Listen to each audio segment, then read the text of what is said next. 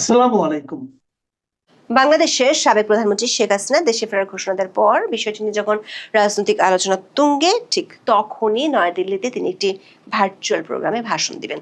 আগামী 5ই আগস্ট দিল্লিতে foreign correspondents club of south এশিয়ার উদ্যোগে আয়োজিত অনুষ্ঠানে ভার্চুয়ালি বাংলাদেশের সাবেক প্রধানমন্ত্রী বক্তব্য দেবেন। দিল্লির একাধিক সূত্র বলছে, ওই অনুষ্ঠানে শেখ হাসিনা তার ভবিষ্যৎ পরিকল্পনা এবং বাংলাদেশের প্রত্যাবর্তনের প্রস্তাব সম্পর্কে কথা বলতে পারেন। তবে অনুষ্ঠানে ভার্চুয়ালি তার বক্তব্য দেওয়ার কথা থাকলেও সরাসরি তিনি সাংবাদিকদের প্রশ্নের জবাব দিবেন কি না তা নিশ্চিত হওয়া যায়নি। দিল্লিতে সাংবাদিকদের অনুষ্ঠানে শেখ হাসিনার বক্তব্য দেওয়ার এমন খবর ছড়িয়ে পড়ার পর নতুন করে রাজনৈতিক মহলে আলোচনা শুরু হয়েছে। বিশেষ করে ভারতের লোকসভায় সংসদীয় কমিটির এক রিপোর্টকে কেন্দ্র করে বাংলাদেশের কিছু গণমাধ্যমে শেখ হাসিনা ভারতে রাজনীতি করতে পারবেন না বলে প্রচার করা হয়েছিল। তার পরপরই দিল্লির এফসিসি সাউথ এশিয়ার মতো পাবলিক ফোরামে শেখ হাসিনা বক্তব্য দিবেন। এই খবর শুধু শেখ হাসিনা ইস্যুই নয়, বরং তার দেশে ফেরাকে ঘিরে ভারত ও বাংলাদেশের সম্পর্কের রাজনীতি নতুন মোড় নিতে পারে, এমনটাও মনে করছেন কেউ কেউ। আবার মাত্র একদিন আগে বাংলাদেশ থেকে সফর শেষ করে দিল্লিতে ফিরে গিয়েছেন মার্কিন প্রেসিডেন্ট ডোনাল্ড ট্রাম্পের বিশেষ দূত সার্জিও গোর, যিনি বাংলাদেশে এসে বাংলাদেশের পররাষ্ট্রমন্ত্রীর চেয়ে বেশি সময় ধরে বৈঠক করেছেন বাংলাদেশে নিযুক্ত ভারতীয় হাই কমিশনার দীনেশ ত্রিবেদীর সাথে। দীনেশ ত্রিবেদী আবার সেই বৈঠক শেষে ছুটে গিয়েছেন দিল্লিতে। আনুষ্ঠানিক ঘোষণা না দিলেও সার্জিও গোর বেশ কিছু রাজনৈতিক বৈঠকও করেছেন। মার্কিন দূতাবাসের একটি সূত্র বলছে, গোর ফিরে যাওয়ার পর দূতাবাসের সংশ্লিষ্ট কর্মকর্তাদেরকে আওয়ামী লীগের নেতাদের সাথে যোগাযোগ বাড়ানোর নির্দেশ দেওয়া হয়েছে। অন্যদিকে শেখ হাসিনা সাংবাদিকদের অনুষ্ঠানে বক্তব্য দেওয়ার জন্য এমন একটি দিনকে বেছে নিয়েছেন যেই দিনে 2 বছর আগে তার সরকারের পতন হয়েছিল। আবার আওয়ামী লীগ আগস্ট মাস উপলক্ষে কর্মসূচি ঘোষণা করায় তা নিয়ে নড়ে চড়ে বসেছে বাংলাদেশ সরকারের শীর্ষ মহল। এমন সব পরিস্থিতিতে শেখ হাসিনার এমন ভার্চুয়াল অনুষ্ঠানে বক্তব্য দেওয়ার খবর বেশ চাঞ্চল্যের সৃষ্টি করেছে। পরপর দুটি আন্তর্জাতিক সংবাদ মাধ্যম রয়টার্স ও এএফপি কে দেওয়া সাক্ষাৎকারে বাংলাদেশের সাবেক প্রধানমন্ত্রী শেখ হাসিনা বলেছিলেন তিনি চলতি বছরের ডিসেম্বরের মধ্যে বাংলাদেশে ফিরবেন। তার বিরুদ্ধে একটি মামলায় মৃত্যুদণ্ড সহ একাধিক মামলায় দণ্ড থাকা সত্ত্বেও তিনি দেশে ফিরবেন বলে দাবি করেছিলেন। সবশেষ এপি কে তিনি জানিয়েছিলেন, দেশে ফিরলে 3টি সম্ভাবনার যে কোনো একটি ঘটতে পারে। তাকে মেরে ফেলা হতে পারে, নির্যাতন করা হতে পারে কিংবা গ্রেপ্তার করা হতে পারে। এমন 3টি আশঙ্কার কথা মাথায় রেখেই তিনি ফিরতে চান। শেখ হাসিনার এমন বক্তব্যের পর বাংলাদেশের সরকারি ও রাজনৈতিক মহলে বিষয়টি নিয়ে নানা ধরনের আলোচনা চলছে। বাংলাদেশ সরকারের শীর্ষ মহলের মধ্যে সবশেষ 30শে জুলাই আইনমন্ত্রী মোহাম্মদ আসাদুজ্জামান ঢাকায় এক অনুষ্ঠানে সাংবাদিকদের বলেছেন, শেখ হাসিনা দেশে এলে আইন তার নিজস্ব গতিতে চলবে। আইনমন্ত্রী দাবি করেছেন, শেখ হাসিনা দেশে এসে আত্মসমর্পণ করতে চাইলে হয়তো তার আগেই তাকে গ্রেপ্তার করা হবে। বিষয়টির ব্যাখ্যা দিয়ে আইনমন্ত্রী বলেছেন, বাংলাদেশের সাবেক প্রধানমন্ত্রীর প্রত্যর্পণের জন্য সরকার চেষ্টা করছে। আইনমন্ত্রীর দাবি, একজন ফাঁসির আসামি হলেও যদি বাংলাদেশের কোনো নাগরিক দেশটির আইনের প্রতি শ্রদ্ধা দেখিয়ে বাংলাদেশে এসে সারেন্ডার বা আত্মসমর্পণ করতে চান, সেখানে হয়তো সারেন্ডারের আগেই অ্যারেস্ট বা গ্রেপ্তার হবেন। সরকারের পক্ষ থেকে এই ধরনের বক্তব্যের পরও শেখ হাসিনা তার অবস্থানে অনড়। সবশেষ গত কয়েকদিনে শেখ হাসিনার দিল্লিতে সাক্ষাৎ করতে গিয়েছিলেন ঢাকার কয়েকজন সাবেক কাউন্সিলর। তাদের কয়েকজন বলেছেন, পূর্ব ঘোষণা অনুযায়ী ডিসেম্বরের মধ্যে শেখ হাসিনার সাথে দেশে ফেরার জন্য তাদেরকে প্রস্তুতি নিতে বলেছেন। আওয়ামী লীগ সভানেত্রী তাদেরকে বলেছেন ঢাকায় গিয়ে আত্মসমর্পণের জন্য মানসিক প্রস্তুতি নিতে। এর মধ্যে ভারতের 18তম লোকসভায় দেশটির পররাষ্ট্র মন্ত্রণালয় সংক্রান্ত সংসদীয় কমিটি ভবিষ্যৎ ভারত বাংলাদেশ সম্পর্ক নিয়ে একটি মূল্যায়ন প্রতিবেদন জমা দিয়েছে। এই রিপোর্টের ভিত্তিতে বাংলাদেশের অনেক সংবাদ মাধ্যম শিরোনাম করেছে, শেখ হাসিনাকে ভারত থেকে রাজনীতি করার অনুমতি দেয়নি দেশটির সরকার। ভারতীয় সংসদীয় কমিটির ওই রিপোর্টটি আমাদের হাতে এসেছে। 30শে জুলাই ভারতের লোকসভায় উপস্থাপন করা ওই রিপোর্টের 60 নম্বর পৃষ্ঠায় শেখ হাসিনার দিল্লিতে অবস্থান সম্পর্কে শশী থারুর নেতৃত্বে গঠিত এই সংসদীয় কমিটির মূল্যায়ন এবং তার প্রেক্ষিতে সংসদীয় কমিটিকে সরকার কি জানিয়েছে সেটি তুলে ধরা হয়েছে। দিল্লির একাধিক সূত্র নিশ্চিত করেছে, সংসদীয় কমিটির ওই রিপোর্ট বা সুপারিশ আসলে ভারত সরকারের অবস্থান নয়, কমিটির মূল্যায়নে বলা হয়েছে, কমিটি জানতে পেরেছে ভারত সরকার তার টেরিটরি ব্যবহার করে রাজনীতি করার অনুমোদন দেয় না, কিন্তু বিষয়টি ভারত সরকারের পক্ষ থেকে পাওয়া রিপ্লাই ছিল না। ভারতের সংসদীয় কমিটির রিপোর্টের বরাত দিয়ে বাংলাদেশের সংবাদ মাধ্যমে খবর প্রকাশিত হওয়ার পর দেশটিতে আবারও শেখ হাসিনা দেশে ফেরা এবং তা নিয়ে বক্তব্য দেওয়া প্রসঙ্গে আলোচনা শুরু হয়। এমন পরিস্থিতিতে নতুন খবর হলো, বাংলাদেশের সাবেক প্রধানমন্ত্রী এবার সাংবাদিকদের একটি ভার্চুয়াল অনুষ্ঠানে বক্তব্য দেবেন। ইন্ডিয়া টুডে ও নিউজ 18 খবরে দাবি করা হয়েছে, বাংলাদেশের এই সাবেক প্রধানমন্ত্রী 2 বছর পর প্রথম ভারতে জনসমক্ষে হাজির হতে যাচ্ছেন। অনুষ্ঠানটির আয়োজক হলো New Delhi foreign correspondents club of South Asia বা FCC সাউথ এশিয়া। এটি একটি ভার্চুয়াল প্রোগ্রাম যেটি অনুষ্ঠিত হবে আগামী 5ই আগস্ট ভারতীয় সময় সন্ধ্যা 6টা থেকে 7:30টায়। শেখ হাসিনা এই প্রোগ্রামে বক্তব্য দিবেন। ধারণা করা হচ্ছে তার বক্তব্যে ভবিষ্যৎ পরিকল্পনা এবং বাংলাদেশে প্রত্যাবর্তনের প্রস্তাব সম্পর্কে কথা বলবেন। নয়াদিল্লির মথুরা রোডে স্যার মার্ক টুলি অডিটোরিয়ামে এই অনুষ্ঠান সরাসরি সম্প্রচারিত হবে। ক্লাবের সোশ্যাল মিডিয়া প্ল্যাটফর্মে লাইভ স্ট্রিমিং সম্প্রচার করা হবে বলে আয়োজকরা জানিয়েছেন। নিউজ 18 খবরে বলা হয়েছে, শেখ হাসিনার বক্তব্যের মূল ফোকাস হবে চলতি বছরের ডিসেম্বরের দিকে স্বেচ্ছায় বাংলাদেশে ফিরে আসার তার ঘোষিত পরিকল্পনা। তিনি আদালতে আত্মসমর্পণ করতে চান এবং আওয়ামী লীগের কার্যক্রম নিষিদ্ধ রাখতে সরকার নির্বাহী আদেশকে আইনগতভাবে চ্যালেঞ্জ জানাতে চান। আয়োজকরা জানিয়েছেন, অনুষ্ঠানটি আয়োজন করা হয়েছে শেখ হাসিনার দেশে ফেরার ঘোষণাকে কেন্দ্র করে, যে কারণে এর শিরোনাম দেওয়া হয়েছে শেখ হাসিনাস হোম কামিং। অনুষ্ঠানের আমন্ত্রণপত্রে বলা হয়েছে, দেশে ফেরার আগে তিনি সাংবাদিকদের উদ্দেশ্যে এটা তার লাইভ ভার্চুয়াল অ্যাড্রেসিং। তবে এই অনুষ্ঠানে তিনি সাংবাদিকদের প্রশ্নের উত্তর দিবেন কিনা সে বিষয়ে নিশ্চিত হওয়া যায়নি। এর আগে চলতি বছরের 24শে জানুয়ারি শেখ হাসিনা দিল্লির ফরেন করেসপন্ডেন্টস ক্লাবে আয়োজিত সেভ ডেমোক্রেসি ইন বাংলাদেশ শীর্ষক অনুষ্ঠানে অডিও বার্তা দিয়েছিলেন। 5ই আগস্টের দিল্লির অনুষ্ঠানের আমন্ত্রণপত্রে বাংলাদেশের বেশ কয়েকজন রাজনৈতিক নেতা, কূটনীতিক ও ব্যক্তিত্ব রয়েছেন যারা শেখ হাসিনার পাশাপাশি এই কর্মসূচিতে অংশ নেবেন। এদের মধ্যে রয়েছেন শেখ হাসিনার ছেলে সজীব ওয়াজেদ জয়। তিনি ওই অনুষ্ঠানে মূল প্রবন্ধ পাঠ করবেন। সজীব ওয়াজেদ জয় আমেরিকা থেকে ভার্চুয়ালি যোগ দিবেন। অনুষ্ঠানে যোগ দেওয়ার জন্য বাংলাদেশের সাবেক শিক্ষামন্ত্রী ব্যারিস্টার মহিবুল হাসান চৌধুরী নওফেল 2রা জুলাই কলকাতা থেকে দিল্লির উদ্দেশ্যে রওনা হয়েছেন।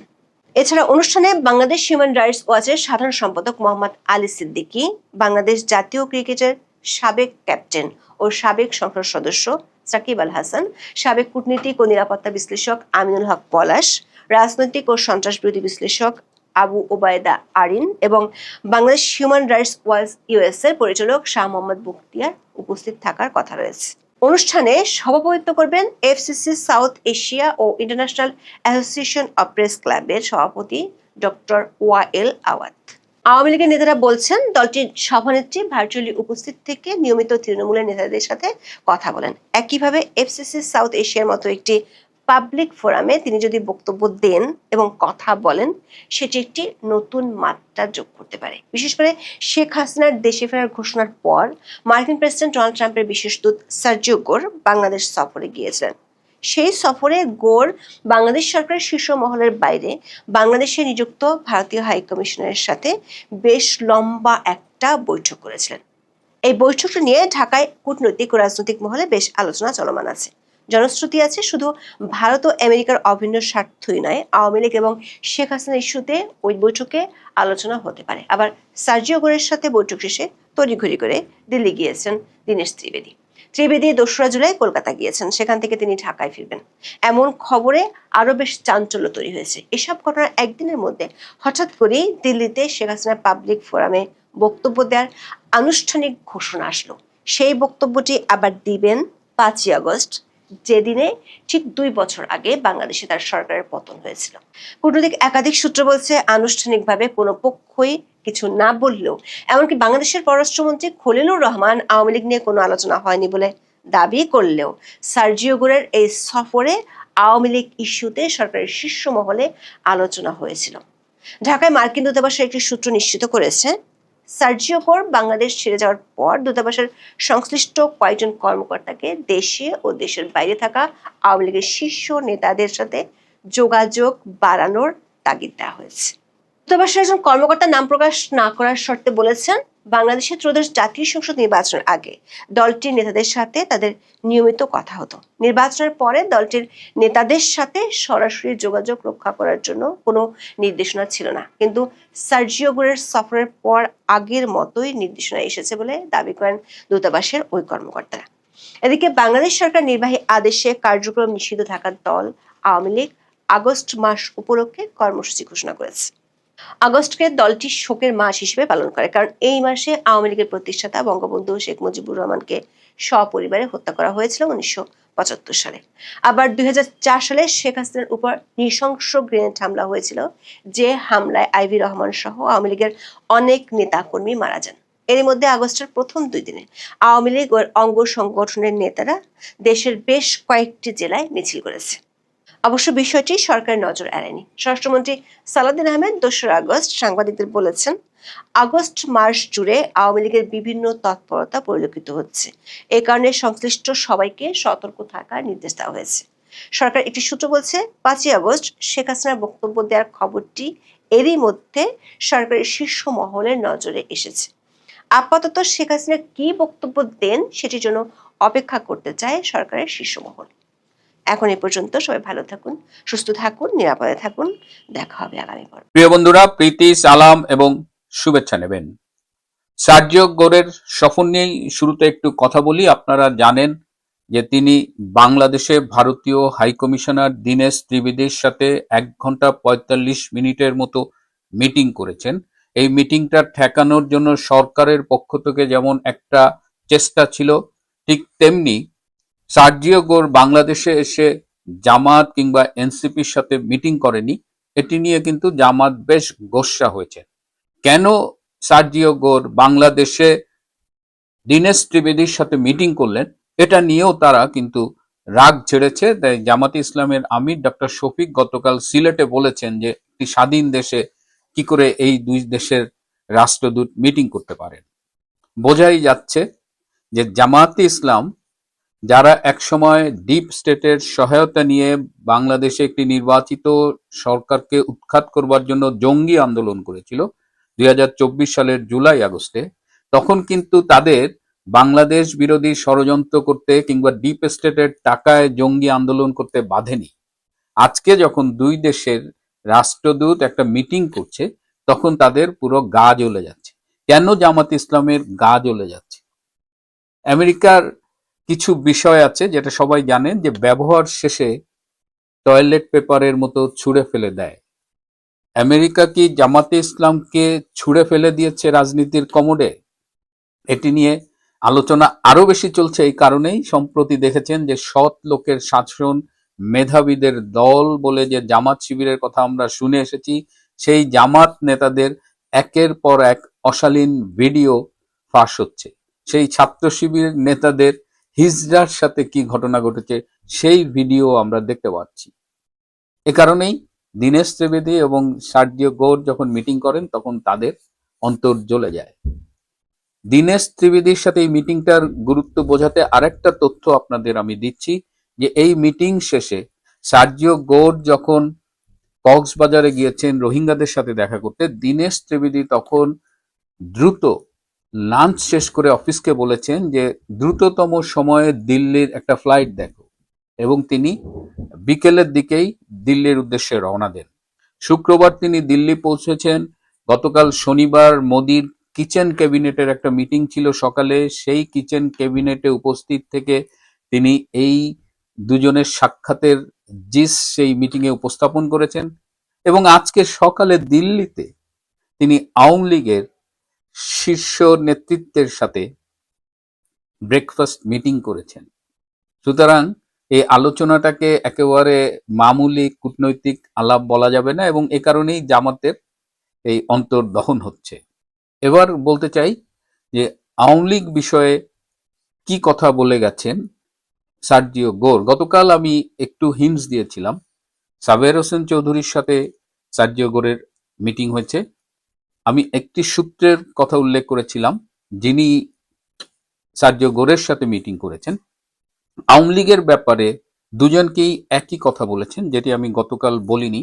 সেটি হলো যে সার্জিও গোর মনে করেন যে আওয়ামী লীগ এবং আমেরিকার মধ্যে একটা দূরত্ব সৃষ্টি হয়েছিল এবং যার ফলে কিছুটা ভুল বোঝাবুঝিও সৃষ্টি হয়েছিল। এবং সার্জিও গোর বলেছেন যে Awami League has updated it's policy, তাদের এই আন্তর্জাতিক সম্পর্কের বিষয়ে অনেক নীতি তারা আপডেট করেছে, চেঞ্জ করেছে, এবং এখনো কিছু নীতি তাদের আপডেট করা বাকি আছে। এবং আমেরিকা ও আওয়ামী লীগের মধ্যে যে ভুল বোঝাবুঝি সেগুলো আগের চাইতে অনেক কমে এসেছে।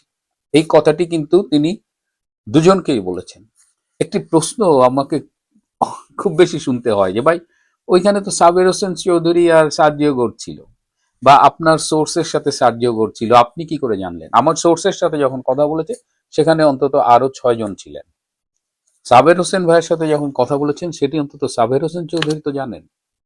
এবার তাহলে বুঝে নেন যে সাবের হোসেন চৌধুরীর সাথে বলা কথাগুলো বা আলোচনাগুলো আমি কিভাবে জানলাম। পৃথিবীতে একান্ত বৈঠক খুব কমই আসলে গোপন থাকে, একান্ত থাকে। সেই বৈঠকের ফলাফলকে বিভিন্ন মাধ্যমে ছড়িয়ে দেওয়া হয়, কারণ এই বৈঠকগুলো তো আসলে প্রেম আলাপ না, এগুলো তো বৃহত্তর রাজনীতির একটা অংশ। সো এটা গোপন রেখে আসলে কি হবে?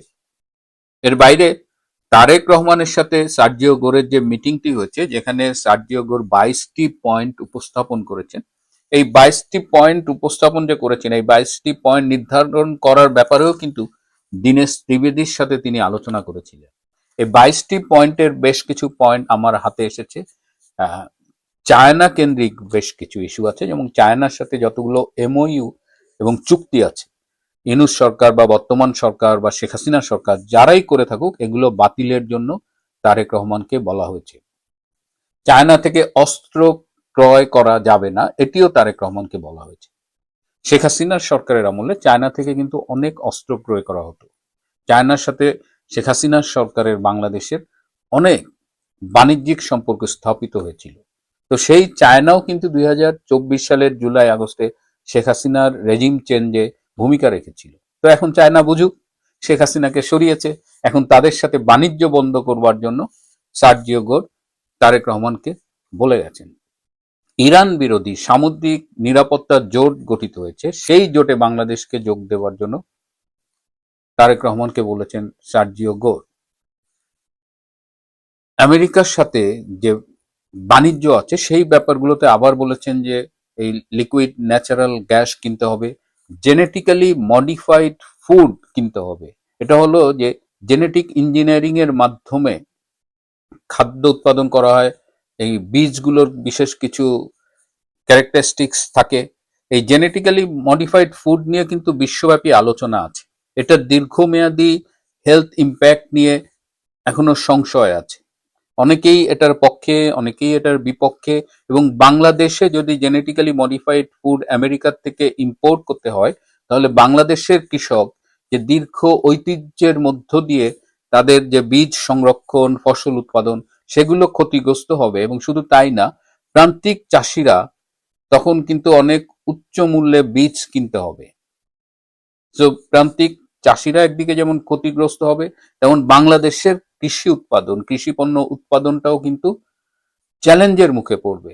শেখ হাসিনার সরকার, আমি তার কৃষিমন্ত্রী মতিয়া চৌধুরীর কথা স্মরণ করি, সেই আমলে কিন্তু কৃষিতে একটা বিপ্লব হয়েছিল এবং কৃষি উৎপাদন অনেক বেড়েছিল, বাংলাদেশ খাদ্যে স্বয়ংসম্পূর্ণ হয়েছিল।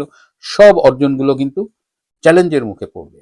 তো তারেক রহমানকে সেটি বলা হয়েছে। সবচেয়ে সেন্সেশনাল যেটি বিষয় সেটা হলো যে ইসরায়েলকে স্বীকৃতি দিতে বলা হয়েছে। আপনারা জানেন যে আমাদের মুক্তিযুদ্ধের পরে ইসরায়েল কিন্তু পশ্চিমা দেশগুলোর মধ্যে সর্বপ্রথম লিখিত বাংলাদেশের স্বাধীনতাকে স্বীকৃতি দিয়েছিল, কিন্তু সেই সময়ের সরকার সেই স্বীকৃতিটাকে গ্রহণ না করে ফিরিয়ে দিয়েছিলেন। তারপর থেকে ইসরায়েলের সাথে বাংলাদেশের কূটনৈতিক সম্পর্ক নেই।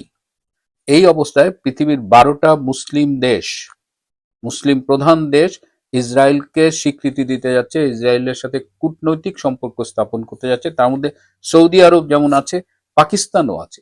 সেই 12টি দেশের মধ্যে একটি হলো বাংলাদেশ, এবং বাংলাদেশ হয়তো প্রথম দিকেই ইসরায়েলকে স্বীকৃতি দিবে, সে ধরনের চাপই তারেক রহমানের উপরে এসে পড়েছে। এখন এই বাংলাদেশ, এই কদিন আগেও ইউনূসের আমলে আমরা দেখেছিলাম মার্চ ফর গাজা, বাংলাদেশের একজন সেই সমুদ্র পথে গিয়েছিলেন, গাজায় গিয়েছিলেন। তো আপনাদের মনে আছে যে এই হুজুররা যেখানে ফিলিস্তিনের পক্ষে এবং ইসরায়েলকে সকাল বিকাল উঠতে বসতে গালাগালি করে, সেখানে তারেক রহমান সরকার ইসরায়েলকে স্বীকৃতির ব্যাপারে কি ভাবছেন, কিংবা এই যে তার উপরে যে চাপ সৃষ্টি করা হচ্ছে এবং ইসলামকে নিয়ে তারা যে ব্যবসাটা করেছেন, বিএনপি বলেন, জামাত বলেন বা অন্যান্য ইসলাম ব্যবসায়ী যেসব দল রয়েছে, তারা এখন কিভাবে বিষয়টি দেখবেন সেটির জন্য আমাদের একটু অপেক্ষা করতে হবে। ইসরায়েলকে স্বীকৃতি দিতে হবে, এই প্রেশারটা কিন্তু হিউজ। তো দেখা যাক তারেক রহমান সরকার কিভাবে এই চাপ সামলায়, তারা কি ইসরায়েলকে স্বীকৃতি দেবে কি দেবে না। সবশেষে আপনারা জানেন যে গতকাল বিএনপির একটি স্থায়ী কমিটির মিটিং ছিল এবং সেখানে মূল আলোচনাটা ছিল যে পরবর্তীতে রাষ্ট্রপতি কে হবে।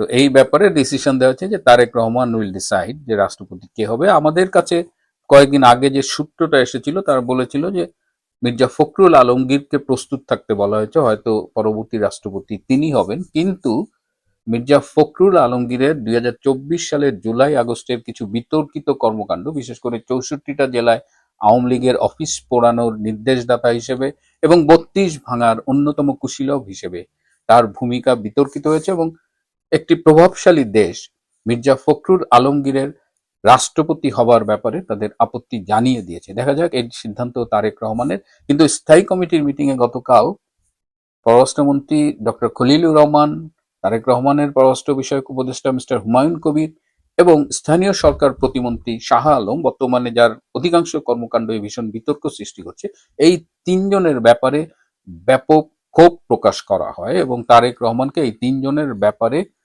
অবিলম্বে ব্যবস্থা নেবার জন্য অনুরোধ করা হয়। প্রিয় বন্ধুরা, আজ এ পর্যন্তই। ভালো থাকবেন, সুস্থ থাকবেন, তার চেয়েও জরুরি হলো নিরাপদে থাকবেন। সবাইকে অনেক ধন্যবাদ।